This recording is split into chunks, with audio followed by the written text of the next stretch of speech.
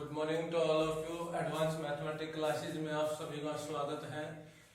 अब हम 10th class के एपी जो हमारा चैप्टर चल रहा है सीक्वेंस और सीरीज की एक विशेष ब्रांच के रूप में है अरिथमेटिक प्रोग्रेशन। उसके ऊपर हमने जर्नल टर्म पर डिस्कस किया था। जर्नल टर्म यानी कि हमारी nth टर्म होती थी। nth टर्म का मतलब हमारे पास उसकी हम लास्ट टर्म भी बोल सकते हैं और वो हमारी थी a plus N minus 1 into D. और ये हमारी जो जर्नल टर्म है ये स्टैंडर्ड फॉर्म से अराइज होती है और स्टैंडर्ड फॉर्म को हम इस फॉर्म में कन्वर्ट कर सकते हैं। a प्लस यहाँ पे हम n माइनस 1 इंटू डी इसके साथ अटैच करते हैं। तो जैसे कि हमारे पास a plus D, a plus 2d, a plus 3d, a plus 4d होता है, उसी चीज को यहाँ पे कन्वर्ट किया जाता है। जैसे कि मैं आपको बताना चाहूंगा एक बार जर्नल टर्म का हमारे पास किस तरह से होता है। जैसे हमारी स्टैंडर्ड फॉर्म ये होती है a plus D, a plus 2d, ये हमारी स्टैंडर्ड फॉर्म होती है। और जर्नल टर्म कैसे बनती है देखिए, यहाँ से इसको हम a1 बोलते हैं, इसको हम a2 बोलते हैं, इसको a3 बोलते हैं। तो जब हमारी जर्नल टर्म होती है वो an is equal to a plus में n माइनस 1 इंटू डी होती है, ये जर्नल टर्म होती है। ये कैसे बनती है देखिए, मैं यहाँ पे जो a2 है ये a2 होता है, a प्लस डी है। a प्लस डी को मैं लिख सकता हूँ a प्लस में 2 minus 1 into D, a plus में 2 माइनस 1 इंटू डी। ये थर्ड टर्म है। थर्ड टर्म को मैं क्या लिख सकता हूँ a प्लस में 3 minus 1 into D, a plus 2d बन जाएगा।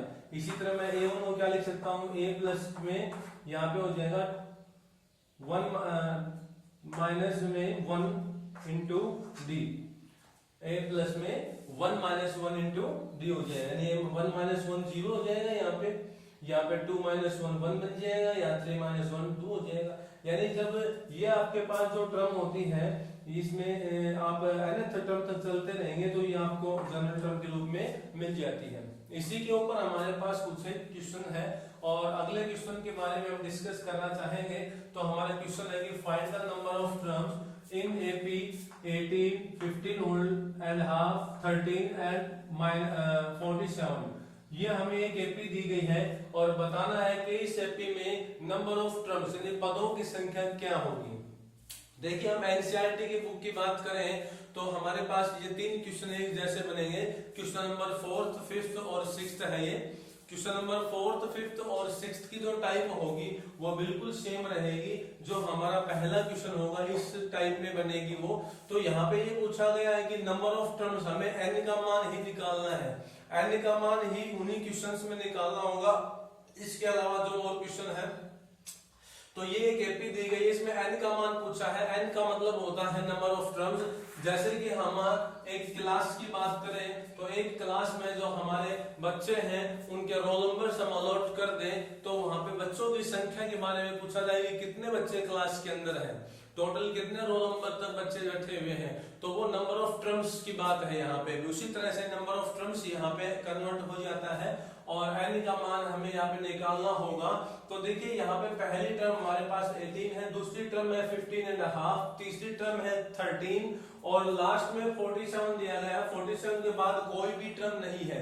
इसका मतलब जो 47 है वो L का काम करेगा, यानी कि nth टर्म का काम करेगा, लास्ट टर्म का काम करेगा। 47 है वो हमारे पास लास्ट टर्म का काम करेगा और लास्ट टर्म को ही हम वहां पे nth टर्म कह सकते हैं और an भी या dn भी बोला जा सकता है उसी को। तो पहले हम फर्स्ट क्वेश्चन के सॉल्यूशन पे चलते हैं, सॉल्यूशन करते हैं फर्स्ट क्वेश्चन में। तो देखिए, हमारे एपी है, इसमें a की वैल्यू 18 है, फिर हमें d का मान निकालना है। d का मान कॉमन डिफरेंस को बोलते हैं, a2 में से a1 को लेस किया जाता है। अब d की वैल्यू निकालेंगे तो a2 हमारे पास क्या है, a2 का मतलब सेकंड टर्म। सेकंड टर्म क्या है, 15 होल 1/2। 15 होल 1/2 है, इसको हम सही करके लिखते हैं तो 2 और 15 के मल्टीप्लाई करेंगे तो 30 और प्लस 1 हो जाएगा, 31/2 हो जाएगा, आपकी सेकंड टर्म होगी। माइनस में a1 का मतलब फर्स्ट टर्म होगी 18, तो 18 लिख दो। अब यहाँ पे इनका एलसीएम ले लेंगे, एलसीएम लेके सोल्व करते हैं तो दो हमारे पास एलसीएम आ जाएगा इन दोनों का, 2 से 2 कैंसिल, 31 आ गया। माइनस में यहाँ पे सोल्व करते हैं तो 2 को 1 से डिवाइड करेंगे तो 2 के 18 से मल्टीप्लाई, 18 टू 36 हो जाएगा। यहाँ से हमारे पास क्या वैल्यू आ जाएगी -5/2। तो आपके पास यहाँ पे डी की वैल्यू कितनी होगी -5/2। ए की वैल्यू होगी, डी की वैल्यू होगी, और ये जो लास्ट में 47 दिया गया है ये किसकी वैल्यू दी हुई है हमें, ये है एल की यानी nth टर्म की यानी कि tn की। तो हम कह सकते हैं हमें an दिया हुआ है वो 47 दिया हुआ है। an का हम फॉर्मूला लगा सकते हैं a प्लस में n minus 1 into D equal to 47। a की वैल्यू कितनी हुई 18 हुई हमारे पास, प्लस n का मान हमारे पास है नहीं, n का मतलब होता है number of terms. Number of terms सब तो हमें निकालनी ही होगी, तो यहाँ पे n का मान तो हमें निकालना है। बच गया d का मान, d का मान है -5/2 यहाँ पे d का मान है मल्टीप्लाई में ऐसे लिखेंगे इक्वल टू 47। अब देखिए यहाँ 18 है, इस 18 को मैं इधर ले जाऊंगा तो लेस हो जाएगा ये, और ये यहाँ पे सेम n-1 इंटू में -5/2 बराबर 47 माइनस में 18।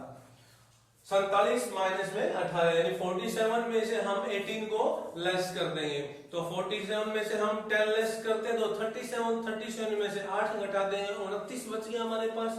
तो यहाँ पे बच जाएगा हमारे पास प्लस का 29, 29 बच गया हमारे पास, और यहाँ से n-1 इंटू में ये वैल्यू आ जाएगी माइनस का 5/2 हो गया। ठीक है, माइनस का 5/2। 47 में से हम 18 लेस करेंगे तो हमारे पास 29 बच जाएगा यहाँ पे। अब ये इज इक्वल टू में था यहाँ इसके साथ 29। अब यहाँ पे देखिए माइनस का 5/2 है, इसको हम उधर लेके जाएंगे, उधर ले जाएंगे तो ये उल्टा हो जाएगा, यहाँ से -5/2 की बजाय क्या हो जाएगा -2/5 हो जाएगा। तो यहाँ से हमारे पास n-1 इक्वल टू क्या आ जाएगा 29 इंटू में 2/5 और नेगेटिव का बन जाएगा माइनस का। तो ये आ गया माइनस का 29 दूने कितने हो जाएंगे 9 दूने 18, एक कैरी हो जाएगी 2 दूने 4 है 5 58 अपॉन में 5 हो जाएगा n-1। अब देखिए हम इस 1 को उधर लेके जाएंगे तो प्लस का 1 हो जाएगा, यानी n इज इक्वल टू कितना आ गया माइनस का 58/5 और प्लस में 1 आ गया। अब इन दोनों को हम ऐड कर लेंगे, ऐड करेंगे तो हमारे पास शायद ये वैल्यू नेगेटिव में ही बनेगी और ये फ्रैक्शन में आएगी। देखो नेगेटिव में बनेगी और ये किस में आएगी कि फ्रैक्शन में आएगी। तो देखिए यहाँ पे क्या बनेगा हमारे पास, ये है, इसको सोल्व कर लेते हैं। एलसीएम लेके सोल्व करोगे तो यहाँ पे आपके पास आ जाएगा माइनस का 58 और जमा में 5 डिवाइड बाई 5 आ जाएगा, यानी हम सोल्व करते हैं तो -58 जमा 5 -58 में 5 जोड़ेंगे तो माइनस का 53 हो जाएगा अपॉन में 5। तो आपके पास वैल्यू कितनी होगी यहाँ पे, या इसको मैं यहाँ से हटा के यहाँ लिख देता हूँ, ये वैल्यू आएगी माइनस का 53 53 अपॉन में 5। ये वैल्यू आपके पास n की वैल्यू आई है। एक बार फिर से देखिए हमारे पास a की वैल्यू 18 हो जाएगी, यहाँ पे d की वैल्यू निकालनी है तो a2 में से हम a1 लेस करेंगे, a2 को थोड़ा सोल्व कर लेते हैं। 15 होल 1/2 है तो 15 होल 1/2 को सोल्व करेंगे तो 31/2 बन जाएगा। 31/2 हो गए, क्योंकि 15 दूने 30 और 1 31, इसको सही करके लिखते हैं तो 31/2 हो गया। और a1 को लेस करेंगे 18 का एलसीएम लेके सोल्व करते हैं तो 2 एलसीएम आ गया 31 हो गया, माइनस में 18 में 36 माइनस 5/2। अब हम मान लेते हैं कि जो 47 है वो an का मान है, nth टर्म है, तो हम nth टर्म लेते हैं 47 को। nth की वैल्यू हो जाती है a प्लस में n-1 इंटू डी। a की वैल्यू हमारे पास कितनी है 18 है, n-1 d का मान -5/2 इक्वल टू 47। अब 18 को उधर ले जाते हैं तो 47 में से 18 लेस कर देते हैं 29। ये माइनस का 5/2 इसको उधर ले जाएंगे तो प्लस तो नहीं होगा, -5/2 प्लस नहीं होगा उधर जाके। क्यों नहीं होगा, क्योंकि मल्टीप्लाई में है, यहाँ पे मल्टीप्लाई में ये टर्म है, उधर जाके प्लस में नहीं होते, निशान चेंज नहीं होगा, उधर सेम रहेगा। तो -2/5 से करेंगे 29 दूनी 58 हो जाएंगे, माइनस सेम रहेगा अपॉन में 5 ये बढ़ा गया। अब -1 उधर ले जाएंगे तो +1 और सॉल्यूशन करने के बाद आपके पास -53/5 आ गया। अब ये 53/5 पे n का मान आया है, n का मतलब होता है यहाँ पे नंबर ऑफ टर्म्स यानी पदों की संख्या। देखिए जब आप यहाँ पे n का मान निकालते हैं तो नंबर ऑफ टर्म्स यानी पदों की संख्या होती है, वो कभी भी भिन्न में या फ्रैक्शन में नहीं होती है, भिन्न में फ्रैक्शन में नहीं होगी, ना ही नेगेटिव में होती है। नंबर ऑफ टर्म्स का मतलब ये होगा कि पदों की संख्या, जैसे ये पहला पद है, ये दूसरा पद है, ये तीसरा पद है, ये चौथा पद है, तो ऐसा कौन सा पद होगा जो माइनस में होता है? ऐसा तो कौन सा पद नहीं, कोई पद नहीं होगा जो माइनस में बोला जाता है। यानी कि मैं इसको कैसे कह सकता हूँ, ये माइनस पहला पद है, ये माइनस दूसरा पद है, ऐसा ये माइनस थर्ड टर्म है, ऐसा कुछ नहीं कहा जा सकता, ऐसा पॉसिबल नहीं होता। तो n का जो मान होता है वो नेगेटिव में भी नहीं होना चाहिए। नंबर ऑफ टर्म्स के बारे में पूछ रहे हैं हम, n का मान, यानी कि ऐसा हम यहाँ पे n की वैल्यू होती है वो नेगेटिव में नहीं ली जा सकती और ना ही भिन्न में होती है। तो यहाँ पे हम कहेंगे कि जो n की वैल्यू है वो माइनस का 53/5 है, भाई ये पॉसिबल नहीं है, it is not possible, it does not exist. तो यहाँ पे जो 47 होगा ये हमारे पास जो होगा ये लास्ट टर्म के रूप में नहीं होगा। इसमें हम नंबर ऑफ टर्म्स के बारे में डिफाइन नहीं कर सकते, नहीं बता सकते इसमें कितनी टर्म्स बनेंगी। ठीक है, तो ध्यान रखें जब किसी भी पॉइंट में किसी भी क्वेश्चन में n की वैल्यू भिन्न में आती हो या माइनस में आती हो तो वहां पे जो n होता है वो नहीं निकाला जा सकता, नॉट पॉसिबल हम लिखेंगे वहां पे। अगला क्वेश्चन देखिए, अगला क्वेश्चन हमारे पास आता है कि एन एपी कंसिस्ट, किसी एपी में कंसिस्ट यानी अस्तित्व होता है 50 टर्मों का, ऑफ विच जिनमें से थर्ड टर्म इज 12, जिसकी तीसरी टर्म है वो 12 है। अब थर्ड टर्म का मतलब होता है A3 से, जिसमें थर्ड टर्म है वो 12 है, एंड लास्ट टर्म का मतलब हम जानते हैं AN से, वो कितने रखिए 106 है, 106 है। तो आपको बताना है कि 29वीं टर्म क्या होगी, T29 की वैल्यू हमें निकालनी है। देखिए थर्ड टर्म 12 दे रखी है, nth टर्म है वो 106 है, तो हम इन दोनों की हेल्प से वैल्यू निकालेंगे A की और D की। A की और D की वैल्यू निकालने के बाद आगे हम 29वीं टर्म निकाल सकते हैं, क्योंकि 29वीं टर्म निकालने के लिए हम पहले डिस्कस कर चुके हैं, अगर हमें किसी भी एपी के अंदर 5वीं 7वीं 8वीं 10वीं यानी कोई भी टर्म निकालनी हो तो वहां पे nth टर्म का फॉर्मूला लगा के और A का मान, n का मान, D का मान पुट कर दे, वहां से आपका सॉल्यूशन हो जाता है। अब यहाँ पे 29वीं टर्म निकालनी है, तो 29वीं टर्म निकालने के लिए हमारे पास n का मान तो 29 हो जाएगा, A का मान और D का मान हमारे पास नहीं है, तो A का मान और D का मान निकालने के लिए हम इन दोनों की हेल्प लेंगे और सोल्व करेंगे। देखिए कैसे करते हैं सोल्व।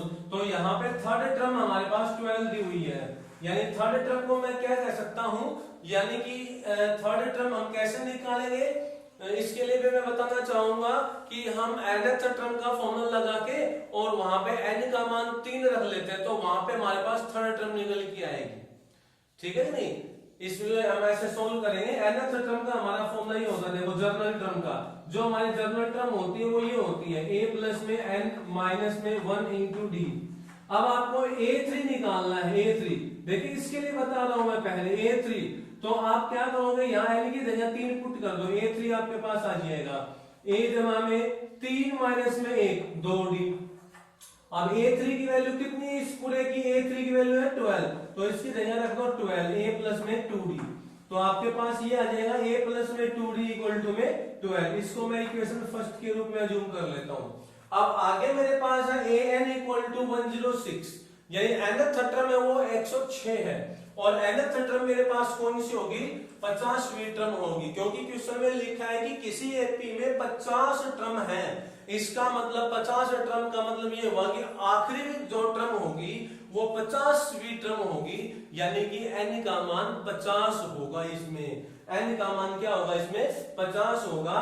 तो मैं यहाँ पे A50 निकालना चाहूंगा, तो A50 निकालने के लिए ये जो मैंने फॉर्मूला यहाँ पे nth टर्म का लिखा है, इसमें n की जगह पे मैं 50 रखूंगा, 50 रखूंगा, तो 50 माइनस में 1 कितना हो जाएगा 49 और D आ जाएगा। अब A50 की वैल्यू है वो 106 के बराबर लिखी जाएगी, तो 106 बराबर में A प्लस में 49 दिया जाएगा। ये मेरे पास बनेगी दूसरी इक्वेशन। अब मैं इक्वेशन फर्स्ट और सेकंड को सोल्व करके A और D का मान निकाल सकता हूं। एक बार दोबारा से देखिए, यहाँ पे मेरे को थर्ड टर्म है वो 12 के बराबर दी हुई है, तो मैं पहले थर्ड टर्म के बारे में डिस्कस करना चाहूंगा। थर्ड टर्म निकालने के लिए मैं nth टर्म का फॉर्मूला यूज करूंगा। अभी भी बताया था आपको, कोई भी हमें टर्म निकालनी हो तो उसमें आप nth टर्म का फॉर्मूला यूज कीजिए, वहां a का मान, d का मान, n का मान आपके पास जितना पॉसिबल है वो रखिए। थर्ड टर्म निकालनी है तो आप nth टर्म का फॉर्मूला लगाएंगे, यहाँ पे n का मान 3 रखेंगे, 3 रखेंगे तो यहाँ a 3 हो जाएगा और बराबर a सेम रहेगा, n का मान 3 रखेंगे, 3 में से 1 गया तो 2d आ जाएगा। ठीक है, थर्ड टर्म। अब ये हमें nth टर्म 106 के बराबर दे रखी है, लेकिन n का मान क्या है, n का मान यहाँ पे क्वेश्चन में गिवन है 50 के इक्वल, क्योंकि टोटल 50 टर्म है एपी के अंदर। पहली टर्म, दूसरी टर्म, तीसरी टर्म, चौथी टर्म, टोटल 50 टर्म है। तो इसका मतलब टोटल 50 टर्म है तो आखिरी टर्म 50वीं टर्म हुई हमारी। जैसे क्लास के अंदर 50 बच्चे हैं तो आखिरी जो बच्चा होगा उसका रोल नंबर 50 होगा, तो वही बात है, आखिरी टर्म वो 50वीं टर्म हुई। तो इसका मतलब n का मान वहां क्या रखेंगे हम 50, तो n का मान यहाँ 50 रख दो, यहाँ 50 रख दो n का मान, और ये फॉर्मूला बन गया आपका इसके अकॉर्डिंग a प्लस में 50 माइनस 1d यानी 49d।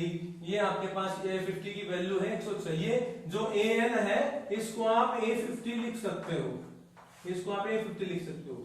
अब इक्वेशन फर्स्ट और सेकंड को आप सोल्व करेंगे, और सोल्व करने का जो तरीका होगा वो यहाँ पे एलिमिनेटिंग मेथड होता है।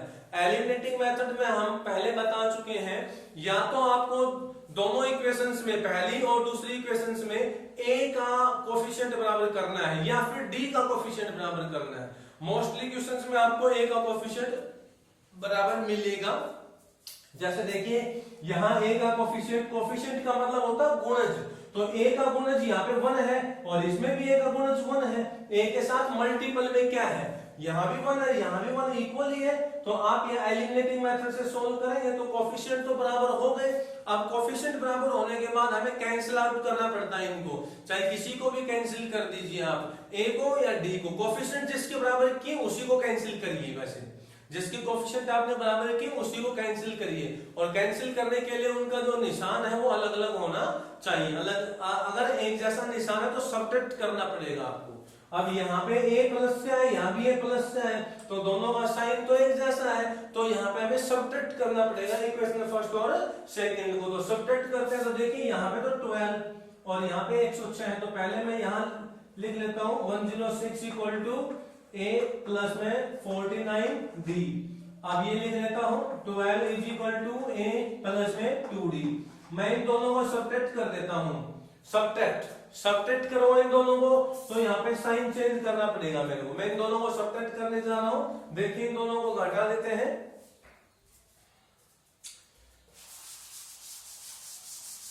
यहाँ पे लिख देता हूं मैं 106 इक्वल टू a प्लस में 49d है, और सेकेंडली हमारे पास है 12 इक्वल टू a प्लस में 2d। हम दोनों इक्वेशंस को सब्ट्रैक्ट करते हैं तो साइन चेंज करना पड़ेगा हमें, निशान चेंज करेंगे इन दोनों के, निशान चेंज करते हैं। देखिए यहाँ 12 के सामने प्लस का है फिलहाल तो माइनस का कर दो, यहाँ a के सामने प्लस का है तो माइनस का कर दो, 2d के सामने प्लस का है तो माइनस का कर दो। माइनस से प्लस से कैंसिल हो गया, 106 में से 12 को घटा दीजिए, 106 में से 6 घटाएंगे तो 100 में से 6 घट जाएंगे तो 94 बच जाएंगे, 94 इक्वल टू 49 में से 2 घटा दो 47d बच गए। अब d का मान हमें निकालना है तो d यहाँ मल्टीप्लाई में इधर आ जाएगा तो डिवाइड में आ जाएगा, यहाँ पे डिवाइड में लिख लेते हैं हम, डिवाइड में करते हैं तो 94 अपॉन में 47 इक्वल टू d आ गया। अब 47 से कैंसिल करते हैं, 47 गुणे 94, d की वैल्यू कितनी हो जाएगी 2 हो जाएगी हमारे पास, d इज इक्वल टू 2 आ गया। अब जो d की वैल्यू 2 आई है वो आप किसी भी इक्वेशन में यहाँ रख सकते हो, फर्स्ट में या सेकंड में, वहां से हमें a की वैल्यू मिल जाएगी। देखिए हमारे पास a और d दोनों वैल्यूज होने जरूरी है, अगर दोनों वैल्यूज हम निकाल पाते हैं तभी हम 29वीं टर्म निकाल सकते हैं, क्योंकि 29वीं टर्म निकालने के लिए हमारे पास a का मान चाहिए, n का मान और d का मान। a का मान हमें निकालना पड़ेगा, d का निकालना पड़ेगा, n का मान हमारे पास 29 पॉसिबल है, यहाँ पे अवेलेबल है यहाँ पे। तो अब हम a का मान और निकालते हैं, d का मान 2 इक्वेशन फर्स्ट में रख लो, तो d का मान 2 रखेंगे इक्वेशन फर्स्ट में, तो यहाँ लिखेंगे पुटिंग, हमें लिखना पड़ेगा putting the value of d in equation first equation में। तो फर्स्ट में रखेंगे तो यहाँ पे 12 इक्वल टू में a प्लस में 2 इंटू डी है, 2 की गुणा और 2 के साथ ही कर दो तो 4, अब 4 इधर घटा तो 12 में से 4 गए 8, a का मान कितना आ गया हमारे पास 8 आ गया, a की वैल्यू कितनी आ गई हमारे पास 8 आ गई। अब हमें निकालनी है 29वीं टर्म, फाइंड 29th टर्म, 29वीं टर्म, तो 29वीं टर्म निकालेंगे तो इसको लिखेंगे a29 बराबर 29वीं टर्म निकालनी है तो इसको लिखेंगे हम a29। जनरल फॉर्मूले में आपका ये जो nth टर्म का फॉर्मूला है, इसी फॉर्मूले में आपको n की जगह पे 29 रख देना है, 29 रखना है a की जगह पे और d की जगह पे भी वैल्यू पुट करनी है। तो यहाँ पे n की जगह पे हम वैल्यू रखते हैं तो 29 हो गया, a की वैल्यू हमारे पास कितनी है यहाँ पे देखिए 8, तो a की वैल्यू हम रखेंगे 8 प्लस n का मान हमारे पास 29 है, माइनस में 1 और इनटू में d का मान कितना हमारे पास है 2 रख देंगे। अब इसको सोल्व आउट करते हैं तो यहाँ से क्या आ जाएगा, दैट इंप्लाइज 8 प्लस में 29 में से एक लेस कर दीजिए 28 की 2 से मल्टीप्लाई कर देंगे तो यहाँ से आ जाएगा 8 प्लस में 2 से मल्टीप्लाई कर देंगे, 8 दूने 16, 1 और 2 दूना 4 और 1 5, 28 दूने 56 हो जाएंगे, 56 में 8 ऐड करेंगे 64 हो जाएंगे। तो हमारे पास ये 29वीं टर्म कितनी आ जाएगी 64 आएगी। जो हमारी एपी होगी उस एपी में 29वीं टर्म T29th टर्म जो होगी वो 64 बनेगी, 64 बनेगी। तो इस तरह से हमें करना होगा। इस तरह के आपके पास जो क्वेश्चन नंबर मैंने 2 बताया है, इस तरह के क्वेश्चन एनसीईआरटी बुक के अंदर 3 क्वेश्चन लगातार ऐसे आपको मिल सकते हैं, जिनमें से मैंने आपको एक क्वेश्चन बताया है। ठीक है, ध्यान से करने हैं। क्वेश्चन में कोई डाउट है तो आप कमेंट सेक्शन में भी डाल सकते हो। ठीक है, इसके बाद हम अगले क्वेश्चन में चलते हैं। क्वेश्चन नंबर 3 में देखिए,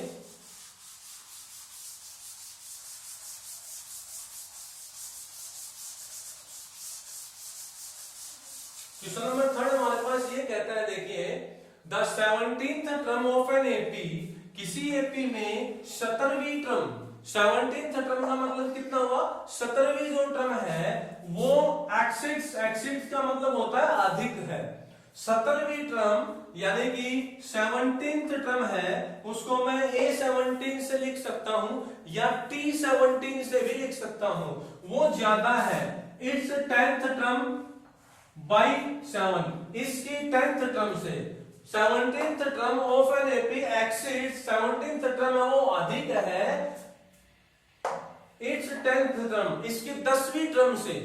अब 10वीं टर्म में मैं उसको लिखूंगा A10, तो 17वीं जो टर्म है वो बड़ी है, 10वीं टर्म है वो छोटी है। अब कितनी बड़ी है वो इसमें लिखी गई है बाई 7, 7 बड़ी है। 17वीं जो टर्म है A17 है या T17 भी कह सकते हैं, ये जो टर्म है ये 7 अधिक है, तो मैं इसमें 7 जोड़ देता हूं तो दोनों क्या हो जाएंगे, बैलेंस हो जाएंगे, बराबर हो जाएंगे। ठीक है नहीं, क्वेश्चन की कंडीशन को समझिए कि किसी एपी में 17वीं टर्म है वो 10वीं टर्म से बड़ी है, लेकिन कितनी बड़ी है 7 बड़ी है। 17वीं टर्म 7 अंक ज्यादा है, 7 यूनिट ज्यादा है, तो हम यहाँ पे क्या करेंगे कि 10वीं टर्म के अंदर 7 जोड़ देंगे तो बैलेंस हो जाएंगे दोनों। अब 17वीं टर्म निकालनी है तो हम उसी तरह से nth टर्म का फॉर्मूला लगा के a, n और d जो भी पॉसिबल हमारे पास है, अवेलेबल है, वो पुट कर दे उसमें। तो हम 17th टर्म निकाल सकते हैं। 17th टर्म के लिए हम जनरल टर्म का फॉर्मूला लगाएंगे, ये वाला an equal to a plus में n माइनस 1 इंटू डी। अब d का मान नहीं है हमारे पास, a का मान नहीं है हमारे पास, केवल n का मान है, क्योंकि 17th टर्म निकालेंगे ना तो n का मान हमारे पास 17 बन जाएगा। 17वीं टर्म यानी यहाँ पे पदों की नंबर ऑफ टर्म्स, पदों की संख्या यहाँ पे 17 दे रखी है हमें, n का मान यहाँ पे 17 होगा हमारे पास, तो हम n का मान 17 रखें तो आपके पास क्या आ जाएगा, a प्लस में 16d हो जाएगा, और यहाँ आ जाएगा a प्लस में 5d, सॉरी 9d, 10 है तो 9d प्लस में 7। अब इनको सोल्व करते तो ये a है, ये a इधर आएगा तो माइनस का हो जाएगा, प्लस का है इधर आएगा तो माइनस का होगा, और फिर ये ऐसे कैंसिल हो जाएगा। 9d को मैं इधर ले आता हूं, 17 माइनस में 9, 16 माइनस में 9, 16 में से मैं यहाँ पे 9 को लेस कर देता हूँ, माइनस का 9d इक्वल टू बच गया 7। तो यहाँ जिन दोनों को सोल्व करेंगे, 16 में से 9 लेस कर दीजिए, यहाँ 7d बच जाएंगे, 7d इक्वल टू 7 और d का मान निकालते हैं तो 7/7, ये 7 है, ये भाग में चला जाएगा इसके, ये कैंसिल हो गया, क्या आ गई value 1। Therefore d is equal to कितना हो गया मेरे पास 1 आ जाएगा। d का मान कितना आ गया 1। कॉमन डिफरेंस की वैल्यू कितनी होगी 1 होगी। हमें निकालना क्या था इसमें, फाइंड कॉमन डिफरेंस, d का मान ही हमें निकालना। तो क्वेश्चन को ध्यान से समझना है, कंडीशन को ध्यान से समझना है। जब तक हमें कंडीशन समझ में नहीं आएगी तब तक हम अच्छे से नहीं कर सकते हैं। तो कंडीशन को अच्छे से सोच समझ के उसको ट्रांसलेट कर दें, उसके बाद क्वेश्चन को सोल्व करें। इसी तरह से अगला जो हमारा क्वेश्चन है वो देखिए, अगली जो कंडीशन है वो भी पढ़िए क्या रखी है कि विच टर्म ऑफ एपी, किसी एपी में कौन सी टर्म, देखिए थोड़ा सा हमें इनके मीनिंग्स को भी समझना होगा। Which term of AP, AP में कौन सी टर्म, विच का मतलब होता है कौन सी, और टर्म कौन सी टर्म, एपी में कौन सी टर्म, ये एपी आपको दे रखी है, विल बी 132 मोर, 132 ज्यादा होगी। इस एपी में कौन सी टर्म 132 ज्यादा है देन इट्स 54th टर्म, इसकी 54वीं टर्म से। इस एपी में ध्यान से सुनना, कौन सी टर्म यानी कि कितने नंबर की टर्म है, 10वीं टर्म है या 8वीं टर्म है या 7वीं है या 4थी है या 11वीं है या 18वीं है, कौन सी टर्म 132 ज्यादा है इसकी 54वीं टर्म से, इसी एपी की 54वीं टर्म से 132 ज्यादा है, ऐसी कौन सी टर्म होगी, ये हमें निकालना है। तो देखिए मैं यहाँ एपी लिखता हूं, हमें एपी इसमें दिया हुआ है, क्या दे रखी है एपी 3, 15, 27, 39, ये हमें एपी दे रखी है। इसमें ए का मान कितना हुआ 3, कॉमन डिफरेंस कितना हुआ 15 माइनस में 3 इक्वल टू 12। अब ये कहा गया कि इस एपी की 54वीं टर्म से, 54वीं टर्म ये हम निकाल लेते हैं पहले, इस एपी की 54वीं टर्म से 132 ज्यादा है, वो टर्म आपको निकालनी है, कौन सी टर्म है वो। तो हम यहाँ पे पहले 54वीं टर्म निकालते हैं, 54वीं टर्म निकाल लेते हैं A54, तो A54 ही निकालते हैं।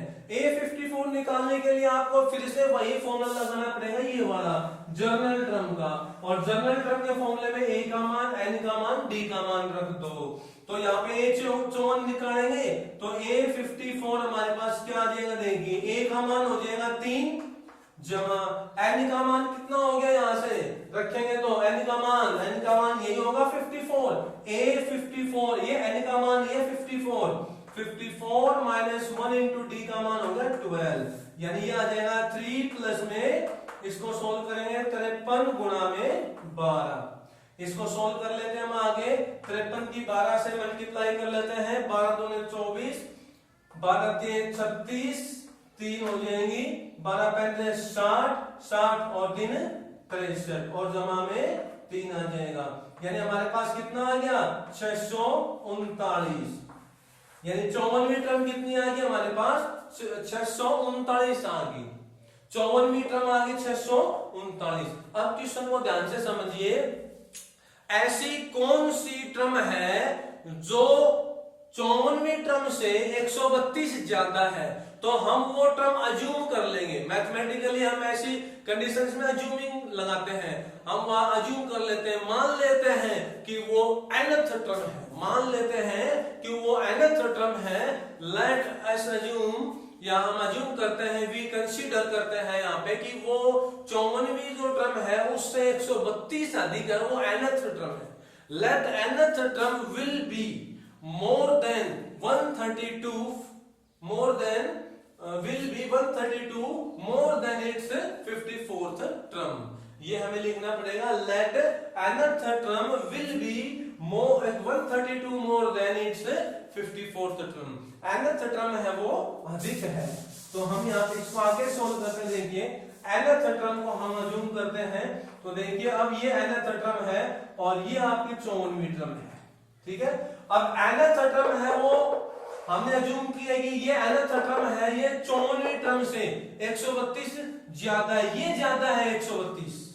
क्वेश्चन में यही पूछा है कि कौन सी टर्म 54वीं टर्म से 132 अधिक है, तो हम मानते हैं कि nth टर्म ज्यादा है, तो nth टर्म ज्यादा है, ये ज्यादा है, तो हम इसमें 132 जोड़ देते हैं, दोनों क्या हो जाएंगे फिर बैलेंस। अब nth टर्म का तो फॉर्मूला आपको पता ही है, a प्लस में n minus 1 into D. a का मान रख देते हैं 3, n हमारे पास यहाँ है नहीं, d का मान हमारे पास 12 हो जाएगा, और 54वीं टर्म हमने निकाली थी 639 जमा में 132। अब इसको सोल्व करते हैं तो 3 उधर सबट्रैक्ट कर लेते हैं, यहाँ पे इसको मैं पहले सोल्व कर लेता हूँ। 3 plus n minus 1 into 12 equal to 639 में 132 जोड़ते हैं तो 9 और 2 11, एक कैरी हो जाएगी, 3 और 3 6 और 1 7 और 6 और 1 771। अब 3 उधर ले जाएंगे तो लेस हो जाएगा, यानी 3 इधर प्लस का है, इधर ले जाएंगे तो माइनस का हो जाएगा, 768 हो गए। अब यहाँ पे n-1 की वैल्यू निकाल देते हैं, 12 इधर डिवाइड में चल जाएगा, 768 के डिवाइड में आ जाएगा 12, ठीक है। 12 से कैंसिल कर लेते हैं, 12 6 72, और फिर हमारे पास बच जाएंगे 4 और फिर 8 उतार लेंगे तो यहाँ से कितने पे चला गया, 12 दूने 24, 12 3 36, 12 से 4 से 64 पे। तो n-1 equal to 64, n is equal to कितना हो जाएगा, 1 ऐड करेंगे उधर जाके 65, यानी जो 65वीं टर्म हमारी होगी, 65वीं टर्म इस एपी में, जो ये एपी है, इस एपी की 65वीं टर्म 54वीं टर्म से 132 ज्यादा होगी। क्वेश्चन बहुत ही इंपॉर्टेंट है, एग्जाम बेस्ड क्वेश्चन है, आपको अच्छी तरह से करना है, कंडीशन को समझ के करना है। क्वेश्चन में ये पूछा गया था कि कौन सी टर्म 54वीं टर्म से 132 ज्यादा है, तो हमने माना कि nth टर्म है वो 54वीं टर्म से 132 ज्यादा है, nth टर्म ज्यादा है, तो nth टर्म ज्यादा है तो हमने 54वीं टर्म में 132 जोड़ दिया ताकि दोनों को बैलेंस किया जा सके, और बैलेंस करने के बाद में हमने सोल्व कर दिया। nth टर्म के लिए nth टर्म का फॉर्मूला लगाया, a प्लस में n माइनस 1 इंटू डी। यहाँ पे n का मान तो हमें निकालना ही है, कौन सी टर्म, यानी n का मान निकालना है, और यहाँ a 54 निकालना था तो a 54 हमने यहाँ से सोल्व किया, 54वीं टर्म हमने यहाँ से सोल्व की, 639 132 को यहाँ ऐड कर दिया। क्यों ऐड किया, ताकि बैलेंस बन जाए। अब उसके बाद आपके पास n का मान आ गया, यहाँ पे 65th टर्म, 65th टर्म यहाँ पे आपके पास जो होगी वो 132 मोर देन 54th टर्म। तो ये आपके पास कुछ इंपोर्टेंट प्रॉब्लम्स जो एक्सरसाइज 5.2 एनसीईआरटी 10th क्लास में आते हैं, ठीक है। बाकी के जो क्वेश्चंस बचे हुए हैं वो हम आगे डिस्कस करेंगे नेक्स्ट लेक्चर में। Thank you.